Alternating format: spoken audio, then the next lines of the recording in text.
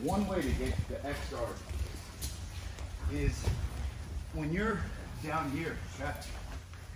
If you get this collar, okay, you have a lot of opportunities, but you have to be able to move. You move, block, hook, okay? And you have to keep moving. He wants to pin your feet from here, even if he goes for the grip right here.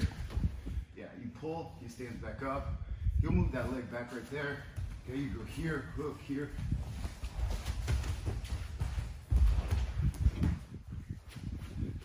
Oftentimes they will turn away. That's a big mistake because as this leg goes through here, you have their back. Okay, so when you get into an X guard situation, if you turn your back and they know what they're doing, you're giving up your back. So, but it's a natural thing. So from the collar, control here, I want to be able to move my hips around. Notice I have my right foot, left hand, left foot, and I can be fairly dynamic. I don't want to sit here and just be not static, because he could just walk around to the side. Once, yeah, right there, he already beats me. So I have to be able to move, okay? I can block, I can hook, I can go, yeah, they'll typically move this leg back here. I can do like collar drag here, here.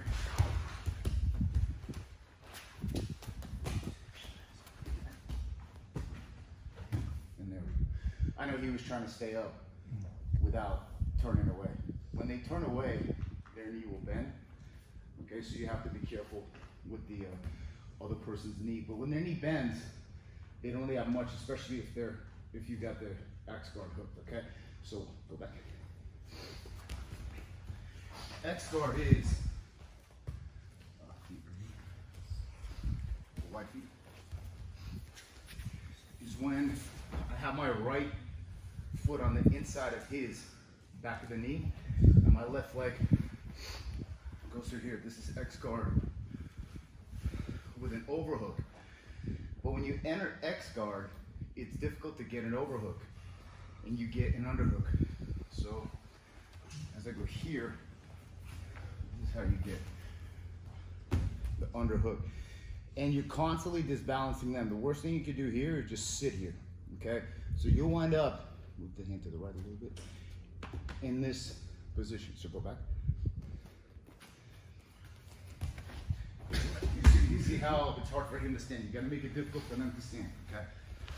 So you need to enter. As I pull him up, this is all rigid, and I pull him to the right as my left hand hooks his leg. And I pull him up, and I insert my left foot here, and everything is hooked. So I'm pulling this knee because I do not want him to backstep off this leg. If he does, he immediately passes, and that's not good for me, okay?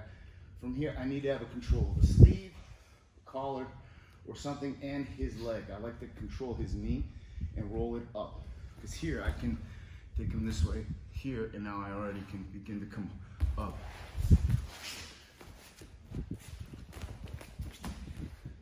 Come up, all right?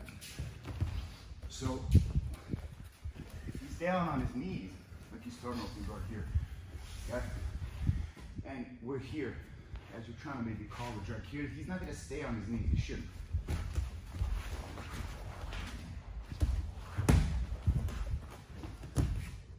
You have to actually begin to engage the X guard, because if they go limp, then it doesn't really do much.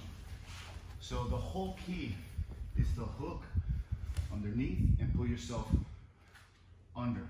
So even here, as I go here, I pull him up.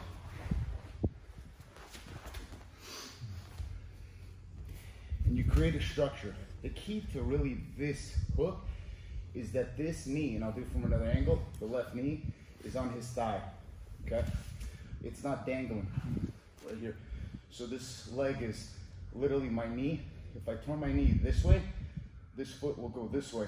You see he can turn right here, okay? My left knee is not dangling, okay?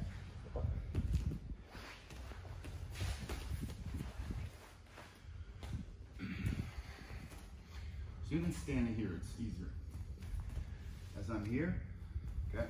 You hook, and I need to kind of slide underneath him and underhook here. As I pull him up onto my right hook, here, and I'm gonna take him to the right. This right here is essential. You don't want this, because you'll hurt your knee. This knee pushes his hip or whatever that is and keeps your left foot hooked. If you notice, I also pin his foot here, and I can begin to rotate his knee out this way here. Because oftentimes, what I typically want to do is get my right foot to the mat and stand. So push this foot down on the mat. Yeah, so you get stability, and then they break grips and so forth.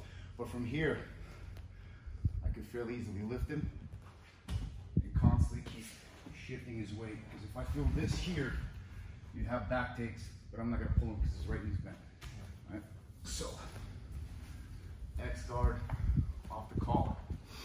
Look, you go here, they will pull that leg back, otherwise you have an ankle pick from your knees, okay? Also, the thing from here is, if you lock that foot, he pulls that back. He won't go. But if you do it slowly, it's just another fake. Right here. Also, if he stabilizes, he'll be able to get his hands on that grip and he'll break the grip. So I don't want that. So the second you feel them going for your sleeve, look their head down right there.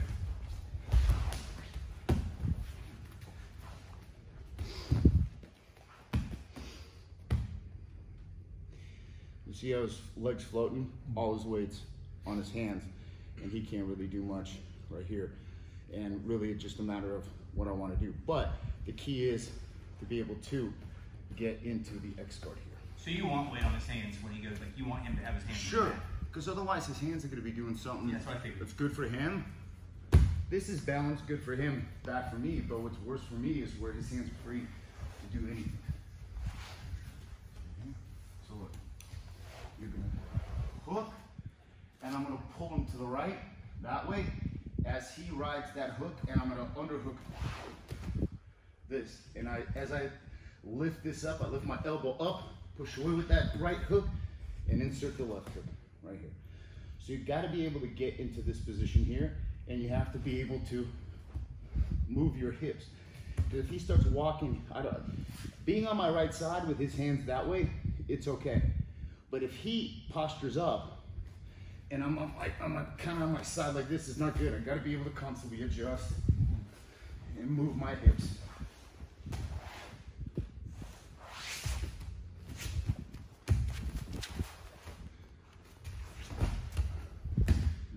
Back and all that. Because that's, what's that called in wrestling? Leg pass. It's the exact same thing. You could get a calf slicer off that if you kind of jump forward and cross the feet. You don't do that. But the whole key is just entry. Look, hook. I'm going to pull myself underneath. Here, pull him to the right, and hook this, and lift. And get them to plant their hands on the mat. This arm hooks and lift the elbow, and the hand comes to the knee. Okay, one more time. It's hard to do it slow. Yeah, I want that leg forward. And I'm pulling him to the right. There we go. You kind of adjust it so you connect your left knee to his hip. How long are you hanging on that collar after you get the? As long as I figure out where his hands are, which way he's balanced, and then I go from there. Because this is one of those things like an overpass or what is it, exit or entrance to a freeway. You don't only want to stop there. Last year.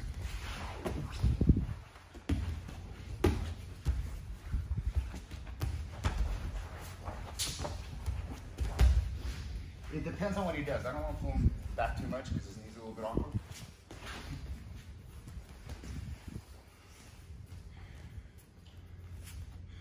It's almost like I go here, there, going to be here, in this position here. The hand on his knee and pulling it. So it rotates his toes up. Because now if he starts going up, you can immediately get into passing or slide that foot through. Okay, one last time. And I'll show you how to do it a little bit slower. Here.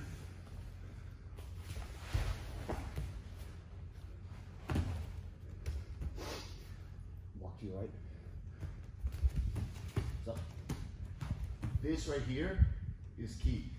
So when I get here, I want this knee connected here. I don't want any of this loose like this. You're gonna hurt your knees.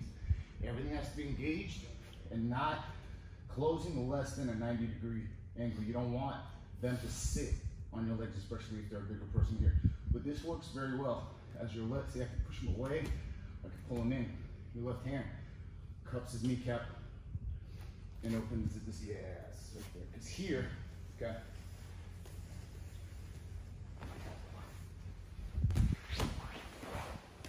you can get through pretty well. But for those of you who are a little bit on the earlier stages, here's what you're gonna do. Stand one. Hook, underhook, call it. You're gonna pull him to the right, lift that leg, and insert that left hook. Okay, go back.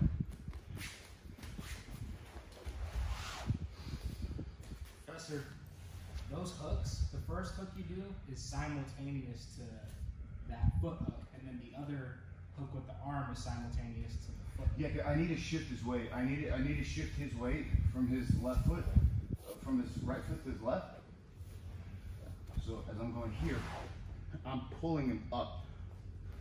So this one comes light. But I don't want to hook it like this, because he could stay heavy and he'll jam up the X guard. I want to do this. See how I rotate? That rotation puts weight on his left foot, and then the right foot becomes light. It's the only way to do it. You gotta force him to shift weight on the opposite foot if you want to lift this one. If I want to lift this one, okay, if I want to lift that one, I'll let him put his weight down here. And then I'll go the other way.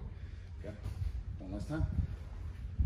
So for those of you who are just new, you just need this. Scoop through here, right foot here, get a grip on the collar.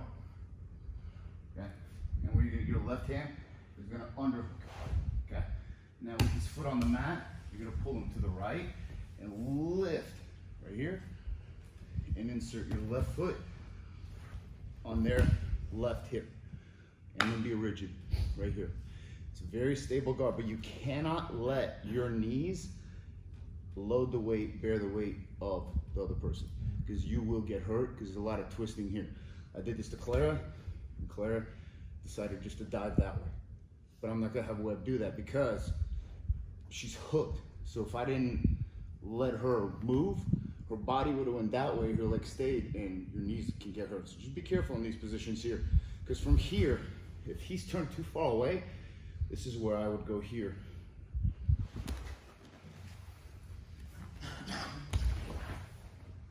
You take the back from here. Or, if they start calling forward, you hop up onto the back. So one last time for the more beginner entry, you just grab the collar here. Foot, hook, left hand hooks here, and left foot. And it's like I lift my hip and I pull him to the right and lift this whole unit, forcing him to do like a handstand. This up on your shoulder and adjust it right here, okay? So 5 entries each. Let's get 15 in. Ready, 1, 2, 3. I've seen you before. I know. Oh, I know.